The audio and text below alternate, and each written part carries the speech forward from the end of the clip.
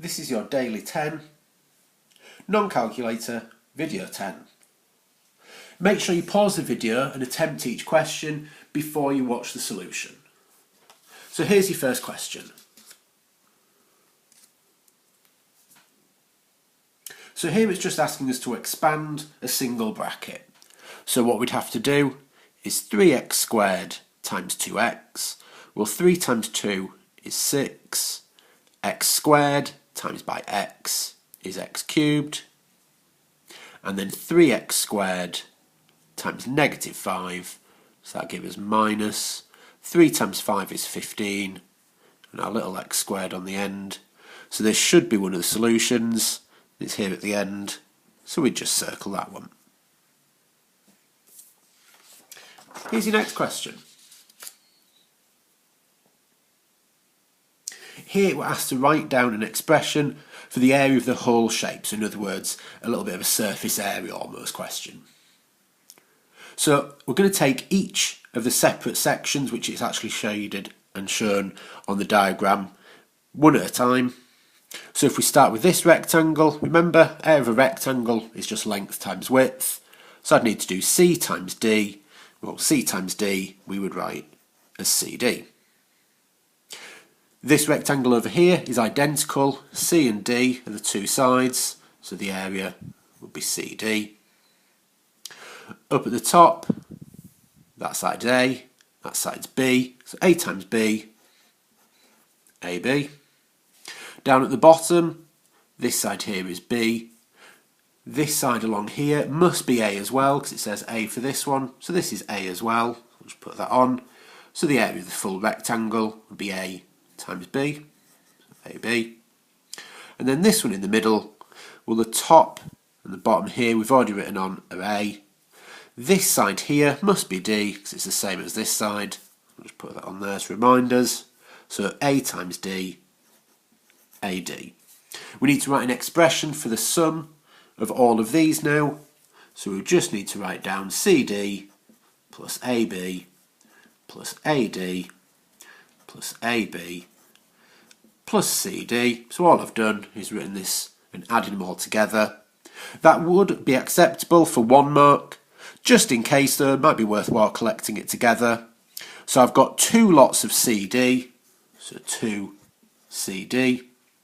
I've got 2 lots of AB, so plus 2AB, and then just 1 lot of AD, so plus AD, would be a simplified version. I couldn't go any further than that though, because none of these have the exact same terms after them. Here's your next question.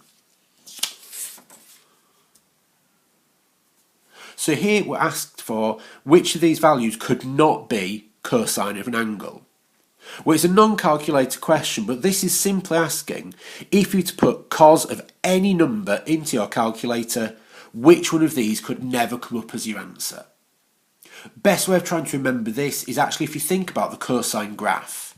The cosine graph, remember, looks something like this.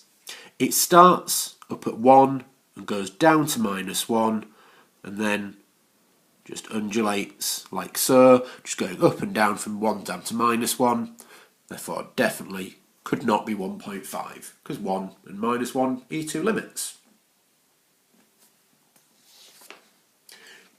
Here's your next question, an area question.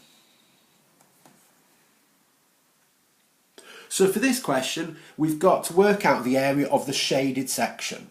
Now, just like with any area question, it's always a very good idea to try and lay out all your working and show exactly what you're doing, because that's what the examiners are expecting nowadays with the new style exam. So the first thing I'm going to do is start with a rectangle, because my aim is to work out the area of the semicircle and take away the area of the rectangle. That would leave me with the shaded section. Well, the rectangle it says is 16 by 6. So I'd have to work out 16 multiplied by 6. Now it's a non-calculator paper, so you can use whatever method you want. I'm going to split this and think about it as 10 times 6, which is 60, 6 times 6, which is 36. Add those two together, that would give me 96. So there is the area of the rectangle. For the circle, well, it's not actually a full circle, so we would need to do pi r squared, which is a full circle, divided by 2. Now the problem that we've got here, and this one is one that would trick a lot of pupils, is that they would automatically think, right, the radius is just this bit, and would use something that we're given up here. But actually we're not given the radius. The radius is the distance from the centre of the circle out to the edge, and this is not something we are given. So what we need to do is try and find another radius that we could work out the length of. Now the point that jumps out to me is doing a radius out to this point. The reason this jumps out is that we know this side of the rectangle here is 6 centimetres. We know that the full length of the rectangle at the bottom is 16. So from the centre of the circle, remember that's where the radius comes from, out to the edge of that rectangle, that would have to be 8. Now what we've formed here by adding this extra line on is a right angle triangle. So we've got two sides of a right angle triangle, we are trying to find the third. At that point, we now need to start thinking about Pythagoras. So Pythagoras' theorem, remember, says that a squared plus b squared equals c squared, where a and b are your two short sides, and c is the long side that doesn't touch the right angle. So if we just substitute a as 6, b as 8, and c we're trying to find, 6 squared is 36, 8 squared is 64, still trying to find c squared, 36 plus 64 is 100, so we get that c squared is equal to 100. So in order to work out c, we just have to do the square root of 100, so we're left with the fact that c equals 10. Or in other words, the radius of the circle is 10. So we can now use that and substitute it into this to work out the area of the circle. So we get that pi times 10 squared, don't forget you divide by 2.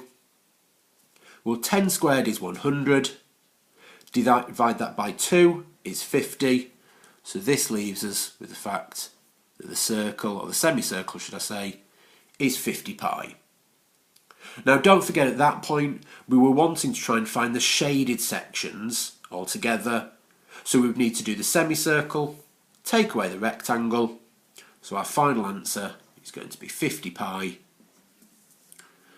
take away the area of the rectangle, which was 96, so we get 50 pi minus 96. Here's your final question for this video. So this is a Venn diagram question with a little bit of an extension. It is quite late on in the paper, so you are going to be getting something that may be a little bit more difficult than just putting numbers in at this point. So we've got, remember, this symbol refers to the fact that that is the total number of pupils or students represented in this Venn diagram. H and E, the two circles here, representing students who take history and English. First thing I pick out, it says 1/2 of the students who take history also take English. So if we just ignore the rest of the diagram and look only at the history circle here. So if this is all the pupils that take history, it says 1/2 of the students who take history take English. So if this bit here that's got an X in it, if this represents 1/2 of all of the history students, the other 1/2 of the students must not take English, must only take history. Well, if that's 1/2, the other 1/2 must be in there. The next line down then says, the number who take English is twice the number who take history.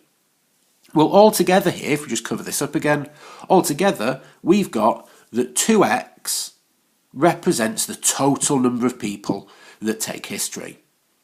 So English has double this, so we need that English has to have a total of 4x. So if we just cover up the history section, altogether in English we need 4x. We've got x here, so we'd have to put 3x in here to make 4x altogether.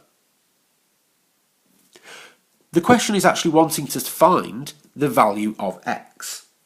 So in order to do that, what we've got is there's 125 pupils who don't take history and don't take English.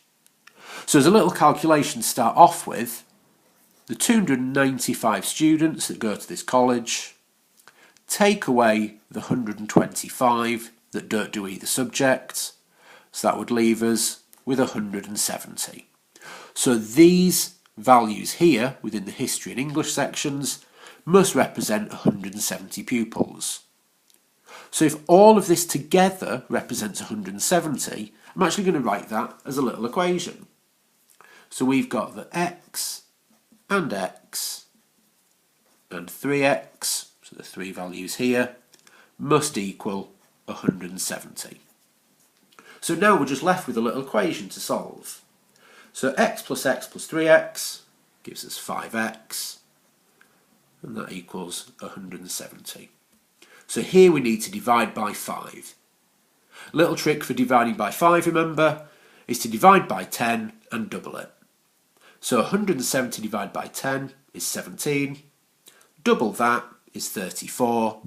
So x is 34. And that is what the question wanted us to find.